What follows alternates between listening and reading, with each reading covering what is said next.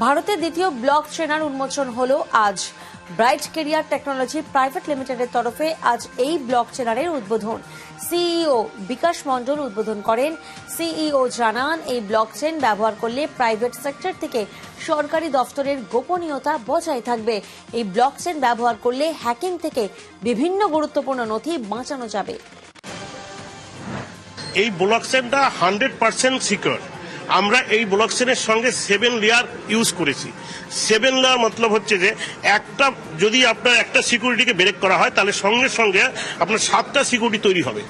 7টা সিকিউরিটিকে break করতে গেলে 7টা 49টা security তৈরি হবে। একদম বিশ্বের ভিতরে সর্বপ্রথম হাইপার সিকিউরিটি ব্লক চেন, যেটা পাবলিক সেল প্রাইভেট সেল দুটো একসঙ্গে আসে। বিশ্বে আগে আরেকটা ব্লক চেন ছিল যেটা হচ্ছে ইভিএম টেকনোলজি, সেটা অনলি ফর পাবলিক সেল ছিল। আর আমরা যেটাকে তৈরি করলাম পাবলিক সেল প্রাইভেট সেল একসঙ্গে তৈরি করলাম।